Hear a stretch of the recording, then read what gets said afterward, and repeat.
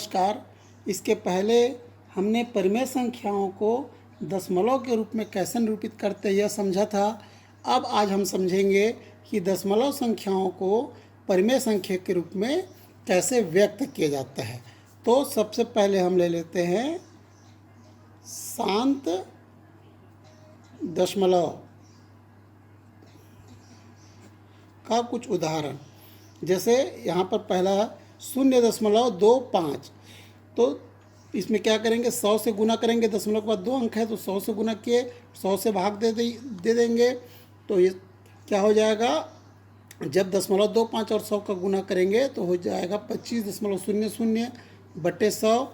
तो ये होगा 25/100। अब इसको काटेंगे तो क्या आएगा, सरल रूप में परिमेय का सरलतम रूप हो जाएगा 1/4। 1/4 आ जाएगा। इसी प्रकार दूसरा में देखते हैं 2.6 दिया हुआ है तो दशमलव के बाद 1 अंक दिया है तो 10 से गुना करेंगे और 10 से भाग दे देंगे, बटे 10 करेंगे तो ये हो जाएगा 26/10। और जब इसको सरल करेंगे, काटेंगे 26 और 10 को, तो 2 से कटेगा तो 2 एकम 2 तिया और 2 पंचे तो 13/5 इस 2.6 का सरलतम परिमेय रूप में होगा। तीसरा सवाल देखते हैं 0.317। तो दशमलव के बाद 3 अंक है, 1 2 3, तो 1000 से गुना करेंगे और 1000 का भाग दे देंगे तो ये क्या हो जाएगा। अब दशमलव के बाद ऐसी 317.00 ऐसा होगा ये 000। तो इस 00 का कोई अर्थ नहीं है तो सीधा हो जाएगा 317/1000। यहाँ पे चौथा जो प्रश्न है इसमें देखते हैं 4.625 दिया हुआ है तो दशमलव के बाद 3 अंक दिया है तो यहाँ भी 1000 का गुना करेंगे और 1000 से भाग देंगे तो ये हो जाएगा 4625/1000। इसको सरल करेंगे तो इस 4.625 का सरलतम परिमेय रूप होगा 37/8 आ जाएगा। अब यहाँ पर पांचवा सवाल देखते हैं 7.21।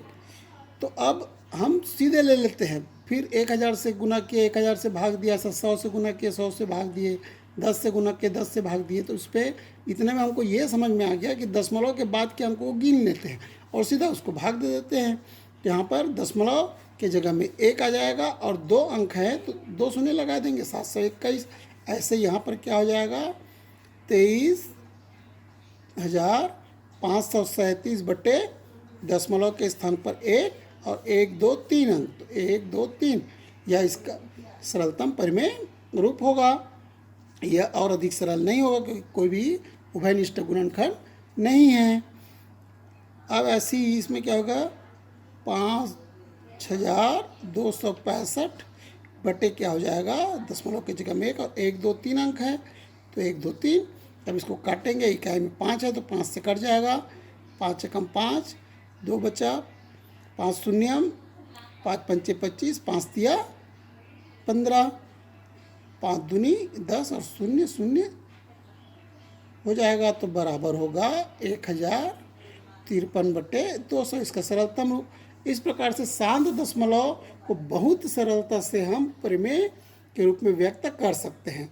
दशमलव के बाद के अंकों को गिन लेंगे और बटे में जितने अंक है दशमलव के बाद 1 लगाकर उतना शून्य लगा देंगे तो बटे 10 100 1000 इस प्रकार से हम शांत दशमलव जो संख्या है उसको परिमेय संख्या के रूप में व्यक्त करेंगे। अब देखते हैं अशांत दशमलव को व्यक्त करने के लिए कैसे करेंगे। तो इसका भी कुछ उदाहरण हमने लिया है। ये अशांत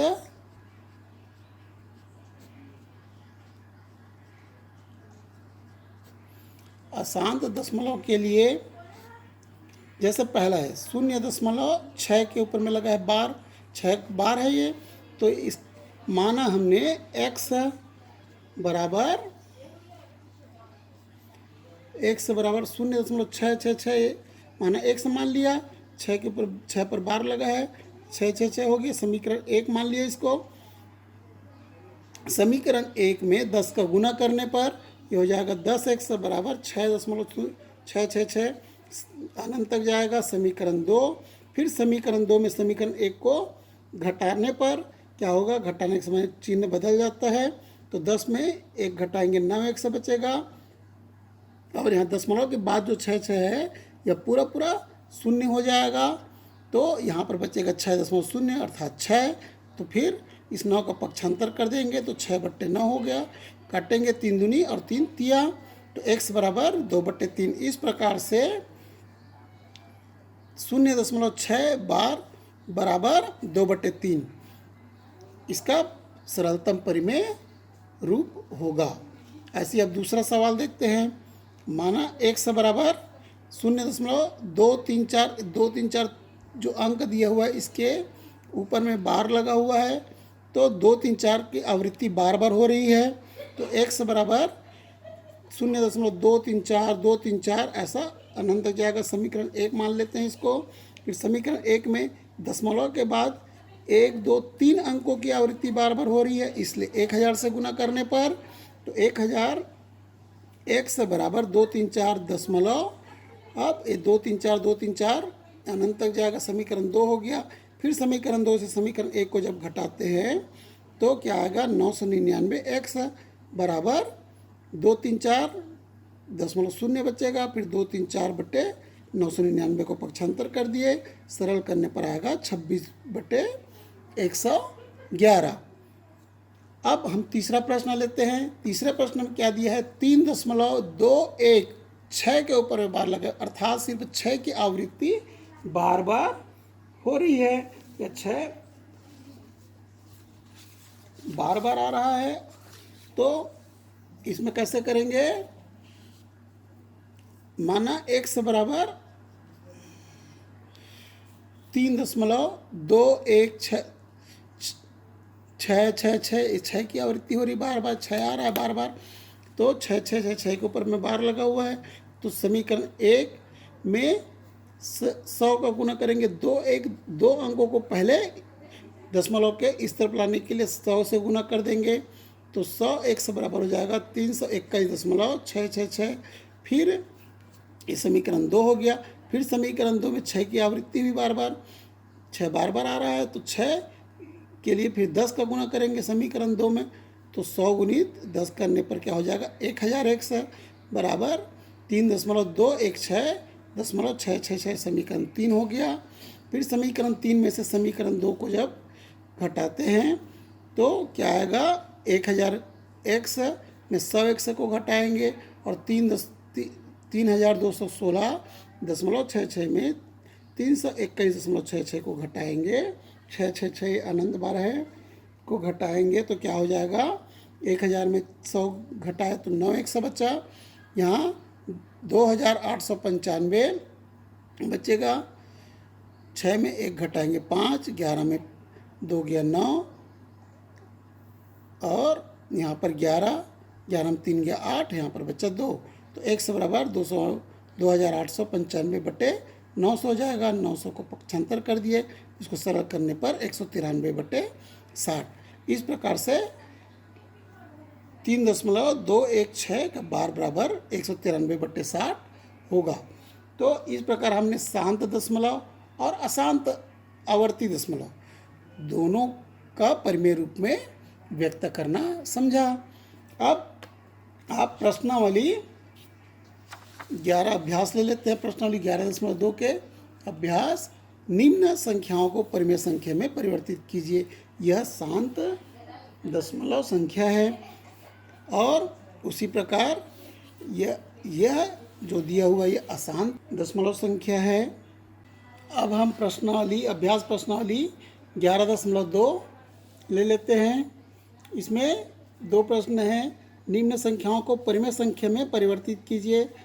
A 0.2, B 0.55, C 6.25, D 2.175, E 14.53। तो इन संख्याओं को देखने से आपको पता चल ही रहा है कि यह शांत दशमलव संख्या है, और दूसरी है निम्न संख्याओं को परिमेय संख्या के रूप में परिवर्तित कीजिए। A 0.4 बार, B 7.25 पूरा बार है 25 के ऊपर, C 0.0566 में बस बार लगा हुआ है, D 0.277 में बार लगा है, और ई 0.5454 पर बार लगा हुआ है। तो यह आसान दशमलव संख्या है, तो आप इनको हल कीजिए। आपको जो परिमेय संख्या है, दशमलव परिमेय संख्या है, इसको आप सरलता से अब दशमलव संख्याओं को परिमेय संख्या में परिवर्तित करना आ जाएगा। धन्यवाद। Don't let me down.